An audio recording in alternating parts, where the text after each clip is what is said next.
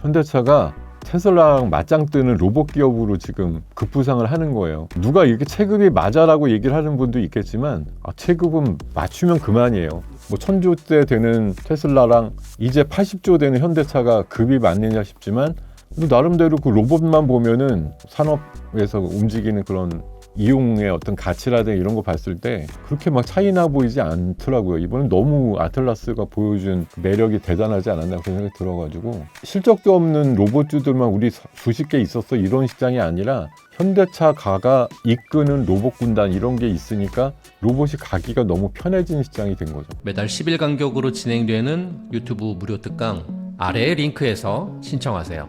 다음으로 이제 방산주에 대해서 좀 여쭤보고 싶습니다. 최근에 트럼프 대통령이 베네수엘라 침공하면서 뭐 방산주가 좀 다시 움직이고 있는데 방산주 전망은 좀 어떻게 보고 계신가요? 방산주가 우크라이나 전쟁 이후에 이제 진짜 급부상을 했죠. 각 나라의 이제 그 방위 문제가 또 현격하게 좀 드러나기도 했고 또 중동 쪽에서 이스라엘이 또 이슈를 만들면서 큰 전쟁이 한 최근 3년 사이에 2건 정도 이제 장기적으로 펼쳐지면서 쓰는 어떤 재료들도 많다 보니까 이제 방산에 대한 수요도 이제 많이 늘어났고 또 이웃 나라에서 이제 크게 전쟁을 하고 있다 보니까 번지지 않을까 그런 두려움들이 있는 북유럽이라든가 뭐 이런 유럽 국가들이 또 방산에 대한 수요를 굉장히 불러일으키는 데다가 뭐 트럼프 대통령이 이제 당연히 이제 미국 무기 팔고 싶으니까 그러겠지만 유럽에 대해서 또 우리나라 뭐 일본에 대해서 장기적으로 국방비 지출을 뭐 5% 이렇게 막 못 박으면서 강요를 하다 보니까 굉장히 큰 금액의 이제 그 방산 수요가 늘어날 수밖에 없는 상황들이거든요. 그게 또 트럼프 대통령이 잠잠할만 하면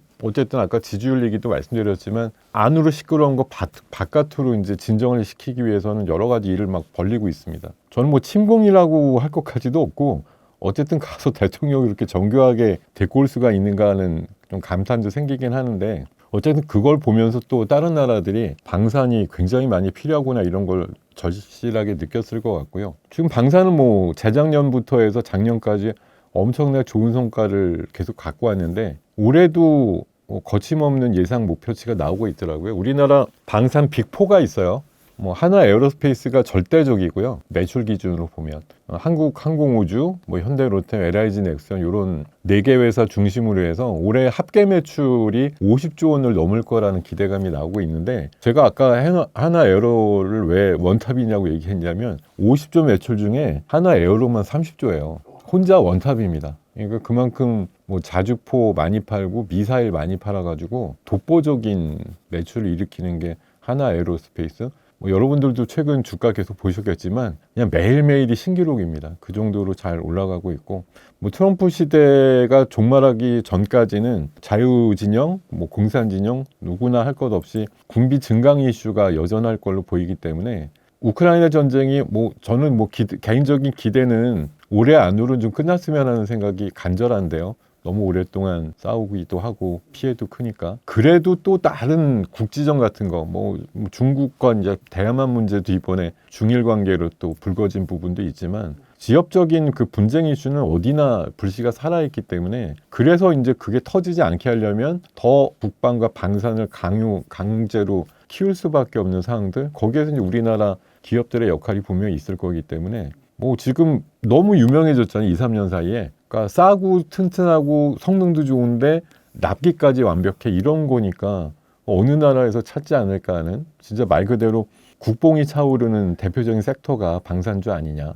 지금 최근에 뭐 바이오다, 뭐 반도체다 이래가지고 더 날아가는 게 있어서 최근에 조금 고개 숙이는 것 같더니만 뭐 이내 그냥 신고가 랠리를 펼치고 있는 게 방산주가 앞으로도 기대가 여전히 좋은 섹터다 이렇게 말씀드립니다. 그 중에서도 지켜보자면 초보 투자자들은 어떤 종목을 좀 접근하면 좋을까요? 방금도 방산주 하나 말씀드렸는데 하나 에어로스페이스가 지금 대표적인 우리나라 이제 방산주 중에 전 대장이라고 생각하거든요. 매출 단위나 이런 거 있어도 뭐 비교할 만한 다른 경쟁 업체가 없을 정도인데요. 올해 예상 매출이 30조 정도 나오는데 이 회사가 3년 전에 주가가 6만 원이었어요. 근데 지금 120만 원이거든요.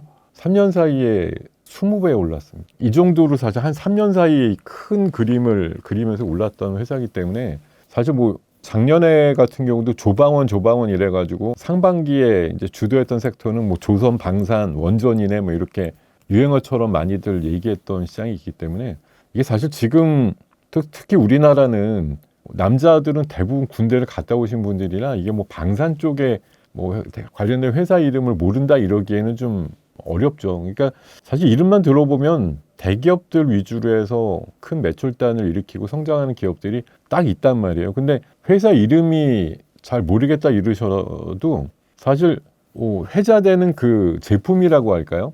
디바이스 하나하나는 너무 유명하게 잘 아실 거예요. 뭐 K2 전차 이러면 현대로템, K9 자주포, 하나 에어로스페이스 꽉 잡고 있어. 현무5라고 해서 뭐 10톤이 넘는 그 미사일 막 그 엄청난 거 두꺼운 거 그거 현무5 유명한 거 LIG 넥스원이 만드는 거고요. 또 KF-21 우리나라 보람의 그 이제 시제기지만 이제 2, 3년이 있으면 전력화가 될 것 같은데 그 엄청난 비행기 한국항공우주가 중심이 돼서 만들거든요. 그러니까 그런 이제 주력 제품을 만드는 회사라고 하면 세계에서 이제 알아주는 방산업체로 좀 올라서고 있는 과정이기 때문에 사실 옛날에는 우리가 이제 지정학적 리스크 그래가지고 북한에서 미사일 쏘고 뭐 도발이 좀 있고 그러면 올라가는 방산류의 회사들이 몇 개쯤 있었어요. 근데 그거 다 잔챙이고 매출 거의 없는데 그냥 이름만 방산인 회사들이 꽤 있었거든요. 지금 걔네들은 지금 완전히 제껴졌어요. 올라가는 애들은 지금 제가 말씀드린 네 회사에 집중이 되어 있고 앞으로도 가게 되면 이 회사들 중심으로 갑니다. 그러니까 주변에서 뭐 부품단으로 밸류체인 있는 회사들이 몇 개는 있지만 그런 거 많이 신경 쓰시는 거 대신에 차라리 지금 뭐 에어로는 너무나 이제 많이 올라갔으니까 올해 우주항공 개념으로 봐서는 좀 덜 오른 게 제 생각에는 LIG 넥스원이나 항공우주 정도? 그 정도에 집중하시면 방산 쪽은 그냥 얘기 끝 이렇게 보셔도 될 것 같아요. 우주항공주도 새로운 강세주로 떠오르고 있는데요. 우주항공주 전망은 좀 어떻게 보고 계신가요? 참 이게 현실적으로 우주항공이 나랑 무슨 상관이 있지라는 생각이 들죠. 우리 75억 인구가 있는데 우주선을 타고 지구 한 바퀴 돌거나 뭐 달 날아가거나 화성을 간다? 정말 선택받은 몇 명의 게임 아니에요? 아주 초보자들이 이제 뭐 우주 여행선 비슷한 거에 타가지고 뭐 몇 시간 나르는데 뭐 150억, 200억씩 내고 타요. 기분이죠. 그럴 수 있는 사람 세계에 몇 명이나 되겠어요? 근데도 우주항공주라는 게 이제 막 떠올라요. 이번에 뭐 대표적으로 이제 밖으로 보면 스페이스X라고 하는 앨런 머스크의 회사가 IPO를 합니다. 근데 그게 시장 평가가 지금 최소 1,000조 정도 보거든요. 그러다 보니까 거기서 자금이 뭐 몇백 조가 유입이 되면 앨런 머스크의 목표는 이게 그 발열 이슈도 있고 그래서 그런지 모르겠는데 우주에다가 데이터 센터 짓겠다는 거거든요. 돈을 거기다 쓴대요. 뭐 이론적으로는 가능한데 실제적으로 할 수 있을지도 모르겠고 하지만 뭐 그렇게 하겠다는 원칙도 있고 그러다 보니까 스페이스 X 이슈가 대부분이고 또 이제 세계적으로 이제 몇 개 한 우리나라도 뭐 작년에 누리호 날리면서 자체적으로 기술로 발사체 날린 뭐 7번째 나라다 이렇게 인정받기는 했는데 어쨌든 우주항공으로서 뭐 달을 갔다 뭐 화성까지 날아갔다 이게 이제 국가 경쟁력이죠. 기술에 총하고 모든 것들이 집대성이 돼서 로켓을 만들어서 어디까지 보냈다라고 하는 건 이제 우주를 낼 수 있는 명분이니까 그런 면에서 이제 좀 서로 기술 경쟁을 하는 거를 우주항공 쪽에서 만천하에 보여주고 있는 흐름이다 이렇게 보시면 되겠고요. 근데 조금 의미가 있으려면 뭐 달에 가서 지구에 없는 자원을 캐왔다든지 화성이나 금성 가서 뭘 캐왔다 이런 게 되면 우주항공의 가치가 분명히 있지 않을까? 그리고 SF 영화에서 나오는 것처럼 달이나 화성 같은데 몇천 명이라도 이주해가지고 사는 미래가 만들어지면 뭐 의미가 있을지도 모르고 하여튼 뭐 그렇습니다. 그래서 우주항공은 지금 사실 그동안 그렇게 뭐 이슈가 되고 이렇게 최근처럼 장기적으로 날아갔던 적은 없는 것 같은데 역시 세계는 트럼프의 입과 행동 그리고 앨런 머스크나 젠슨왕의 입에서 대부분들 이슈가 만들어진다고 보는 게 맞는 게 앨런 머스크의 꿈이자 뭐 이런 걸로 볼 수 있는 우주항공이 어쨌든 또 최근에 우리나라도 스타링크 서비스가 시작을 했거든요.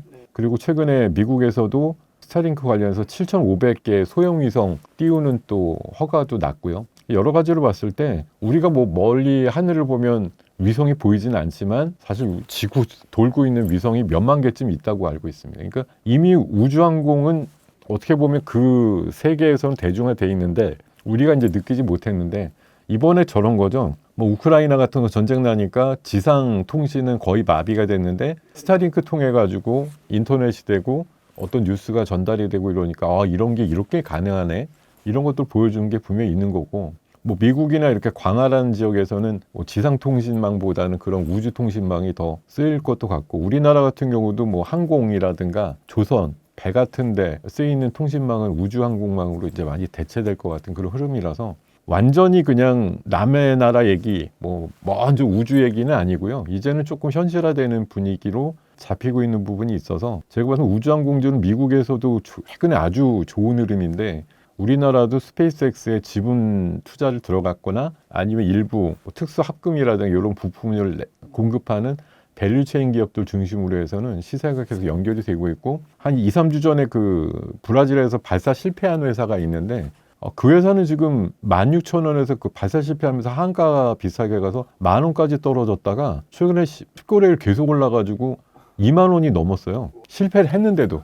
그러니까 누가 봐도 실패하면 저 회사 망했다 이랬을 것 같은데 상반기에 또 날린다고 하니까 나라에서 도와준대요. 그러니까 오히려 전화위복이 되는 그런 상황들. 우주항공은 어쨌든 뭐 대통령의 발언도 있었죠. 1년에 한 번씩은 누리호 쏘자 이런 식의 얘기도 있었기 때문에 어쨌든 정부의 정책과 나라의 그 정책을 굳이 맞설 필요는 없다고 봅니다. 그래서 우리 뭐 손에 딱 잡히진 않는 테마인 거 맞는데 이 막연한 기대감이 만드는 그 상상 그 가치가 굉장히 높게 지금 처져 있는 건데 사실 제가 이렇게 말씀드리면 우주항공 뭐 사실 실체도 없는데 엄청 자아자찬 내지는 뭐 대단한 것처럼 얘기한다.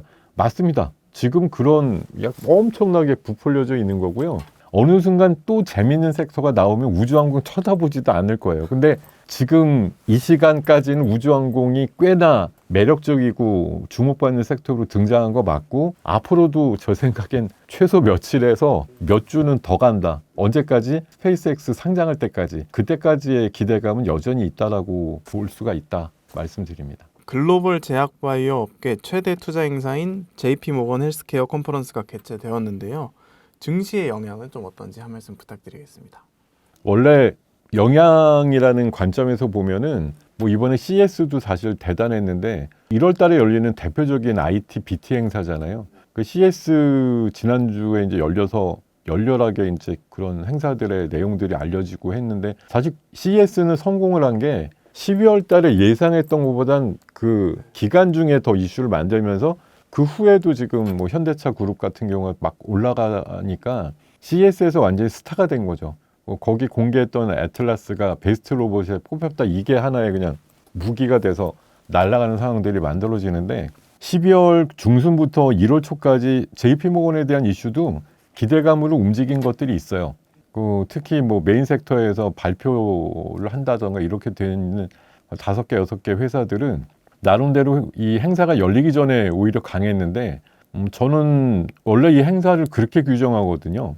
바이오의 첫 행사는 맞는데 여기에서 도드라진 행보나 기술 이전 계약이 나오진 않는다.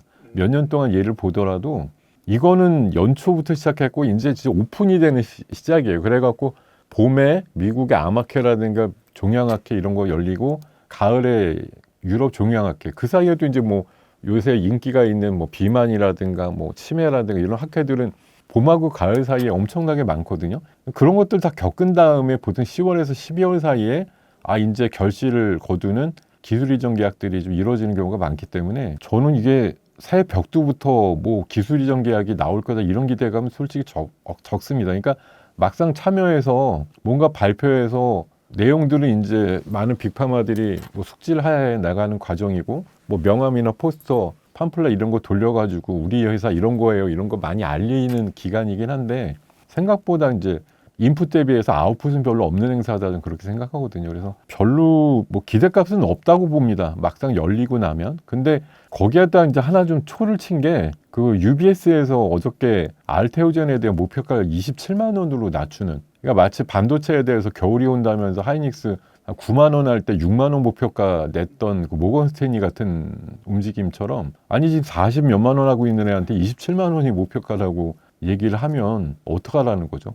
그게 사실 오히려 바이오 쪽 분위기를 확 좀 다운시키는데 굉장히 일조를 하고 있다는 생각이 들고요. 뭐 제가 봐서는 이번 행사는 우리나라 기업들이 한 30개 가까이 나가서 알리고 이런 것들 합니다. 열심히 하는데 일단은 씨를 뿌리는 거예요. 그러고 나서 나머지 학회들 쪽에서 계속 컨택하고 임상 결과값 계속 발표하면서 너네 이렇게 지나고 있구나, 이렇게 여름 이후에 판단이 들면 비파마들이 달라붙어 갖고 기술 이전 계약을 성사시킬 그런 게임들이 계속 나올 거라서 저는 뭐 이번보다는 이번에 참가한 기업 리스트화 해 놓으시고요. 그리고 3, 4월쯤에 AACR, 아스코 이런 미국 그 아마케 이런 것들에 나가는 기업들 계속 중복해서 계속 나가는 기업이 어쨌든 성사 가능성이 높아지는 거니까 그런 것도 위주로 이제 봄쯤 이후에 리스트 만드셔가지고 분할 매수 관점에서 접근하시면 되겠다 이런 생각입니다. 지난 25년에 핫했던 비만 치료제 시장이나 ADC 쪽에서는 26년에 주목할 이슈들이 있을까요?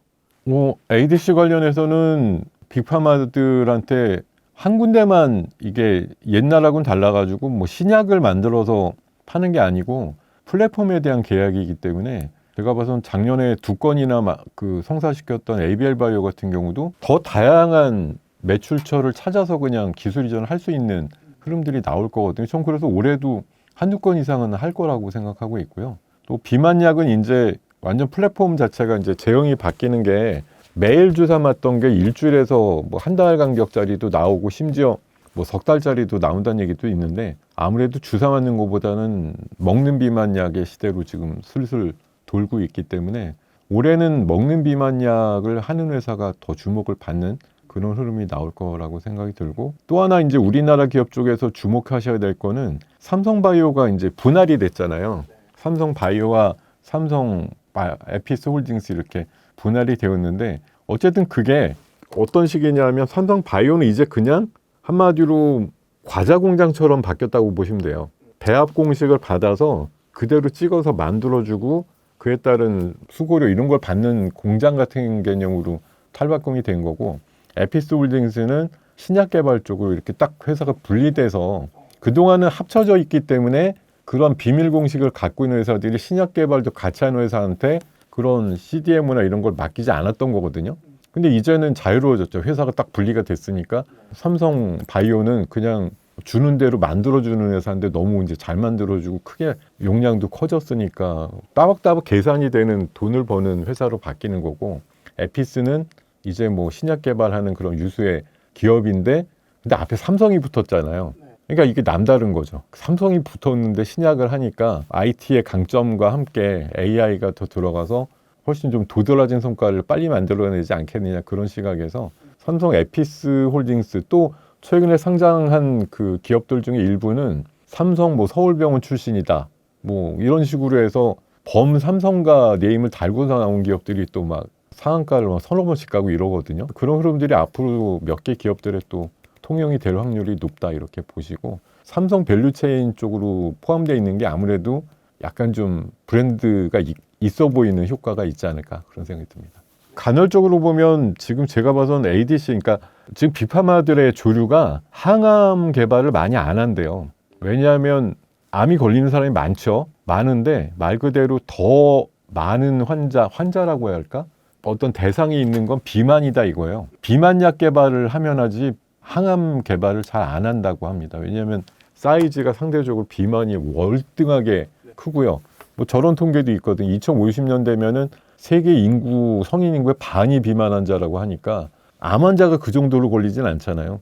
그래서 이게 조류가 그런 거예요. 그러니까 암이 걸려서 곧 죽을 수도 있는 사람을 살린다라는 가치도 대단한데 그냥 아예 살을 적당하게 유지시킴으로써 암에 걸리지 않는 사람을 더 많이 만들어 놓는 게 더 시장성이 있다라고 생각하는 거죠. 왜냐하면 비만이 만병의 근원이다라고 얘기를 하니까 비만이 안 걸리게 만들면 암 환자도 훨씬 안 나올 거 아니야? 뭐 그런 거죠. 다른 또 효능도 요새 비만약에서 워낙 많이 지금 발굴이 되고 있는 터라 어쨌든 그런 게 있고요. 또 하나 이제 우리 인류의 숙제 중에 영원히 아직 해결 못한 게 치매 치료제예요. 그쪽 부분은 아직 이거야라는 게 없기 때문에 뭐 많은 빅파마들이나 우리나라 기업들도 도전해 볼 수 있는 가치 같은 것들이 있을 거고 대사질환 쪽으로 해서 메시라고 있습니다. 지방 간염 그 치료제 쪽도 꽤 있고 최근에 또 화두가 된 게 탈모 관련해서 좀 이슈가 있어요. 근데 이거는 이게 모르겠어요. 아주 메인은 아니고요. 제가 봐서는 제일 어쨌든 화두는 비만이고 이번에 경구용 조금 더 진화되면 이제 패치용 뭐 이런 식으로까지 나오는 게 제일 핵심이고, 그 다음에는 이제 뭐 노화에 따른 이제 치매, 그것도 이제 굉장히 인간한테 너무 슬픈 병이기 때문에 막을 수 있다면, 아니면 조금이라도 회복될 수 있다면 그 가치가 대단히 인정받는 상황이 될 것 같아서 올해 화두는 비만하고 저는 치매로 보는 게 맞지 않나 그런 생각이 듭니다. 로봇주가 이제 지난주 CS2016에 이어서 어떤 힘을 입어서 강세를 보였는데요. 앞으로 이제 좀 걱정하는 게 그만큼 오른 만큼 또 떨어지는 게 아니냐 하는 우려가 있습니다. 거기에 대해서는 좀 어떻게 보고 계신가요? 어떤 것도 사이클이 있기 때문에 영원히 올라가지만은 않겠죠. 당연히 얘네들 왜 이렇게 올랐어 이러다 보면, 항상 로봇주는 사이클이 어닝 시즌이 오면은 떨어져요. 왜냐하면 숫자가 안 나오는 걸 뻔히 보니까 스스로 그냥 고개를 좀 숙이거든요. 근데 이제 어닝 시즌 끝나면 또 고개를 들기도 하고, 작년 우리나라 로봇주가 올라가기 시작한 게 이제 연초에도 조금 오르다가 봄, 여름까지 안 올랐어요. 그러다가 8월 달에 그 노란봉투법 국회에서 통과되면서부터 올라가기 시작했고요. 이번 같은 경우는 3월 달에 노란봉투법이 시행이 됩니다. 유예 기간이 몇 달 있었고요. 뭐 그때라도 한 번 더 올라갈 수 있으니 단기적인 전망으로 보더라도 이번에 뭐 고점 비슷하게 사실 올라간 게 워낙 지금 많고, 오늘조차도 뭐 엄청나게 올라가는 로봇주들이 많았는데, 와, 신고가 내고 뭐 이런 기업들 무서울 정도로 올라가는데 계속 이제 불안한 거죠. 이거 더 올라갈 것 같긴 한데 지금 내가 잡으면 꼭 물릴 것 같고, 막 여러 가지 고민들이 많으실 텐데, 결국은 제가 다른 정답은 모르겠지만 결국 엄청나게 고민하다 사실 물려요. 근데 그 물려서 단기에 또 나올 만한 모멘텀이 있느냐라고 생각하면 아까 말씀드린 노란봉투법 3월 시점이 있기 때문에 로봇주 들어가서 물리셔도 탈출의 기회는 분명히 있다. 그리고 로봇 이번에 CS에서 화두가 됐듯이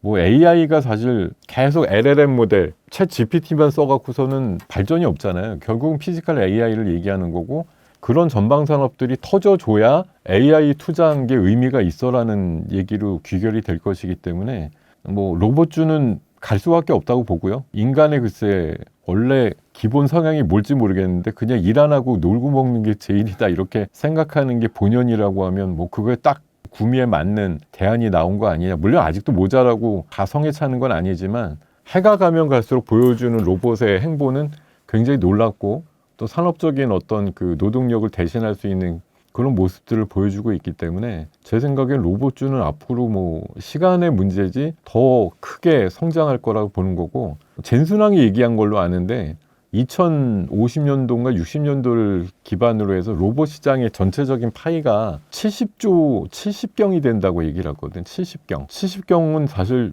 상상이 안 되죠. 1000조가 10개 있으면 10,000조잖아요. 10,000조가 1경이에요. 그게 70개 있는 거니까 엄청나게 큰 시장이란, 저도 셈법이 안 될 정도로 큰데, 최상위의 기업을 이끄는 CEO가 완전 빈말했다고 보진 않습니다. 그래서 물론 뭐 자기네 그 홍보를 위해서 크게 시장을 불렀을 수도 있지만, 로봇 시장에 그 연관되어 있는 배우 시장까지 합쳐서 그런 정도의 시장이 있다고 하는 건 로봇이 앞으로 나아갈 그 여지가 얼마나 큰가를 얘기를 하는 거기 때문에. 근데 이제 로봇이 갖고 있는 전 두 가지 문제가 있었다고 보는 건데, 하나는 제대로 된 로봇 기업이 아직 없었다는 거 하나, 그리고 없으니까 잔챙이들만 있으니까 실적도 없는데 너네들이 왜 가니. 심지어 레인보우도 마찬가지예요. 지금 9조대 시가총액인데 매출이 몇백억 나오지도 않아요. 어떻게 9조짜리지? 진짜 앞에 삼성이라는 거 붙었으니까 이런 거지, 그거 아니면 얘네가 무슨 가치가 있어서 이렇게 구조나 됐을까 생각이 드는데, 여기에 현대차가 등장한 거죠. 현대차가 테슬라랑 맞짱 뜨는 로봇 기업으로 지금 급부상을 하는 거예요. 누가 이렇게 체급이 맞아라고 얘기를 하는 분도 있겠지만, 체급은 맞추면 그만이에요.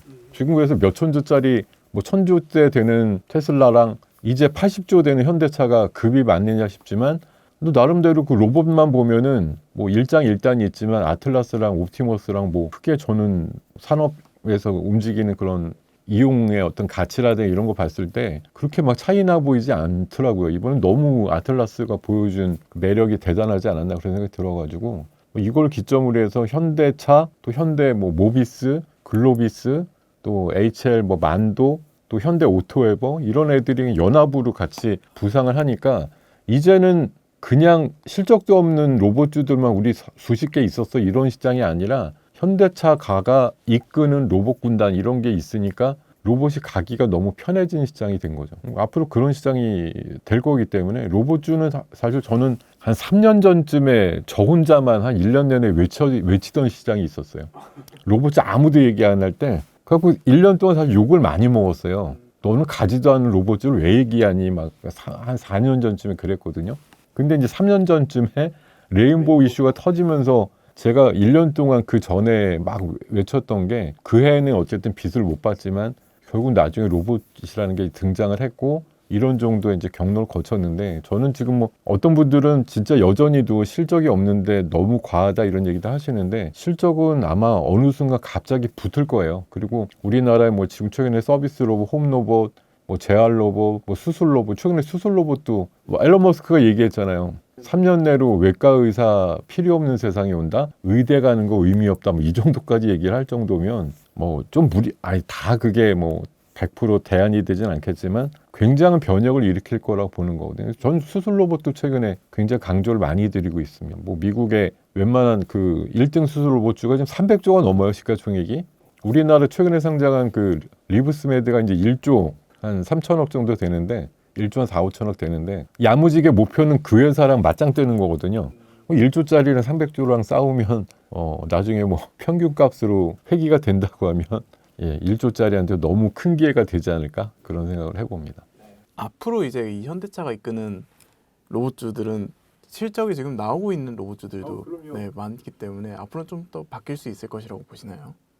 이번에 사실 그 현대가 쪽의 업체들은 이게 지금 기본적으로 올라가는 거는 뭐 엔비디아와의 그 2차 회동도 이제 굉장히 재료가 됐죠. 왜냐하면 젠슨왕이 로봇하고 자율주행을 강조를 하는데 그것들 실현시킬 수 있는 디바이스를 갖고 있는 게 현대차다 보니까 이해관계가 맞아서 그 비공개 회동 30분 했다라는 거에 가치가 지금 엄청나게 펌프질을 하고 있는 건데 사실 현대 오토웨버나 뭐 모비스, 글로비스가 직접적인 로봇을 한다 이런 개념보다도 보스턴 다이나믹스의 지분에 지금 얽히고 설켜 있는 그 지분 관계 가치가 있어요. 그래서 오늘 오후에 나온 거 얘기 들어보니까 보스턴 다이나믹스 상장하면 시장 가치를 지금 한 30조 정도 보더라고요. 근데 지금 정의선 회장만 21% 갖고 있거든요. 그럼 한 6조예요. 예, 거기다 글로비스가 한 11% 갖고 있으니까 글로비스만 하더라도 한 3조인데 글로비스 시가총액이 3조가 안 돼요. 그러니까 배보다 배꼽이 큰 시장 가치를 갖고 있을 수도 있다는 거죠. 그러니까 그런 의미로 요새는 지분 가치 뭐 최근에 스페이스X도 뭐 1000조니까 4천억 투자한 미래에셋 그룹이 뭐 10배 벌어서 4조 가치가 됐다 뭐 이렇게 얘기를 할 정도 얘기가 나오는 게 최근에 어쨌든 그 미국의 무슨 그 비상장 기업에 투자한 것들에 대한 상장 후 가치를 따져봐서 이게 연동되는 주가들이 많이 나오더라고요. 그러니까 원래 뭐 자동차 쪽으로 기본 체력도 있고 이익이 기본으로 깔리는데 거기에다가 뭐 그 로봇 지분 가치 같은 것들로 인한 평가 가치가 올라가는 거 이런 것만 하더라도 뭐 추가적인 알파가 붙는 거죠. 주목할 만한 로봇 기업들 좀 몇 가지 소개해 줄 수 있을까요? 저는 뭐 지금은 로봇 원가의 한 40% 차지하는 게 액추레이터라는 그 관절, 뭐 근육, 뼈대 이런 개념의 이제 부품이라서 감속기 쪽 국산화 이슈가 있는 거. 아까도 막 반도체도 국산화 이슈 얘기 드렸는데 우리나라에서 감속기 국산화하는 회사가 제가 알기로는 딱 두 회사 있거든요. SPG랑 SBB.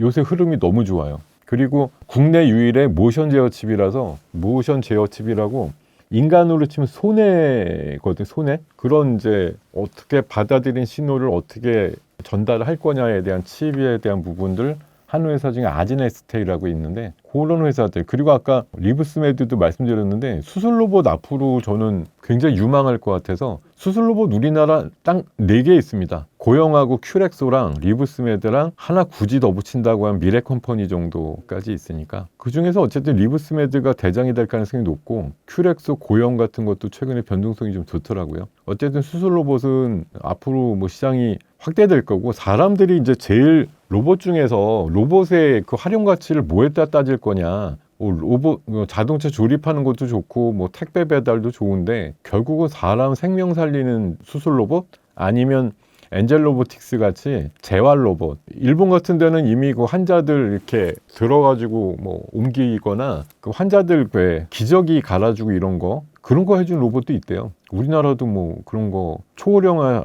시대니까 아무래도 그런 거동이 불편한 분들의 보행이라든가 활동을 도와주는 그런 재활 로봇들 이런 것들도 좀 쓰임새가 커지지 않을까 생각이 듭니다.